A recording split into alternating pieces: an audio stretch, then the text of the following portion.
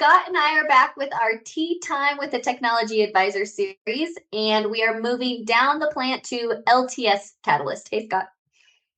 Hi, Karen. Today's cup is a shout out to our local University of Louisville women's lacrosse team, mainly because my daughter plays for them. So go U of L. Awesome. Awesome to your daughter. And mine says spread good vibes. It's like a peace Awesome. sign. Um, okay, so we each have our cool cups. Today, I'd like to talk about low temperature shift or LTS reactor. These reactors are often the biggest and most expensive reactor in an ammonia plant. In addition, they often have the shortest cycle lengths and they might set your catalyst turnaround cycle. So this reactor is kind of a big deal. We want it to last as long as possible. What are some typical reasons for deactivation for LTS catalyst?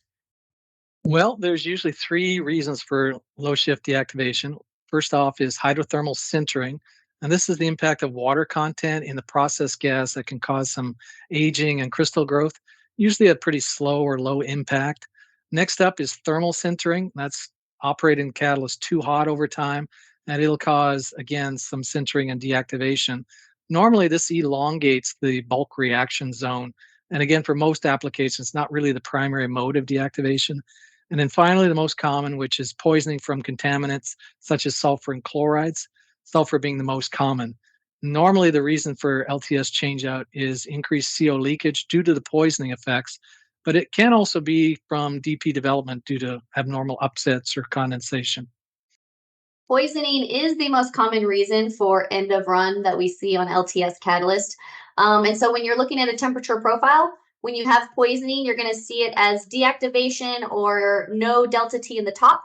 Whereas if you have sintering, you're going to see like Scott mentioned, the reaction elongate. It takes more of the catalyst bed to complete your LTS reaction.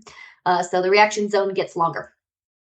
Yeah, that's right, Karen. And it's the reason that it's so important to really monitor your desulf section and change out that desulf catalyst before you see the breakthrough. If you don't, you're going to see the effects of sulfur breakthrough not only on the process catalyst, but most significantly on the low shift catalyst. Absolutely. Please do not ignore your desulf section or it will sneak up on you in the LTS reactor. Bigger, expensive. We don't want that. Thanks, Scott. Absolute. Cheerio. Cheerio.